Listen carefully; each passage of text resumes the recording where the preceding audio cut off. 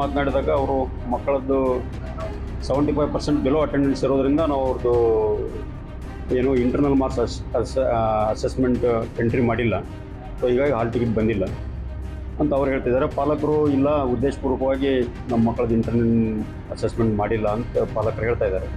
ದಾಖಲೆಗಳನ್ನು ಪರಿಶೀಲನೆ ಮಾಡ್ತೀವಿ. ಪರಿಶೀಲನೆ ಮಾಡಿ ಏನು ವಾಸ್ತವ ರಿಪೋರ್ಟ್ ಇದೆ ಅದನ್ನು ನಾವು ಬೋರ್ಡಿಗೆ ಕಳಿಸ್ತೀವಿ.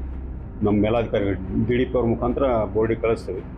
ಆನಂತರ ಮಕ್ಕಳಿಗೆ 2ನೇ ಪರೀಕ್ಷೆ ನೋಂದಣಿ ಮಾಡ್ಕೊಂಡಿರೋದ್ರಿಂದ ಇಲಾಖಾ ನಿಯಮಾನುಸಾರ, ಬೋರ್ಡ್ ನಿಯಮಾನುಸಾರ 2ನೇ ಪರೀಕ್ಷೆಗೆ ಅವಕಾಶ ಇಟ್ಟರೆ ಅದನ್ನು 2ನೇ ಪರೀಕ್ಷೆ ಕೊಡಿಸ್ಬೇಕು ವ್ಯವಸ್ಥೆ ಮಾಡ್ತೀವಿ. ಹಾಂ, ತಪ್ಪು ಮಾಡಿದರೆ ಕ್ರಮ ಆಗಬೇಕು.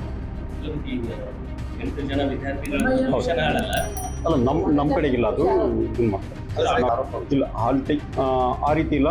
ಮಕ್ಕಳಿಗೆ ಅವ್ರು ರೆಗ್ಯುಲರ್ ಆಗಿ ಬರ್ತಿದ್ರೆ ಸರಿಯಾದಂಥ ರೀತಿಯಲ್ಲಿ ಇದು ಮಾಡಲಿ, ಗ್ರೇಡ್ ಮಾಡಿರ್ತಾರೆ ವಿದ್ಯಾರ್ಥಿಗಳ A B C ಅಂತೇಳಿ.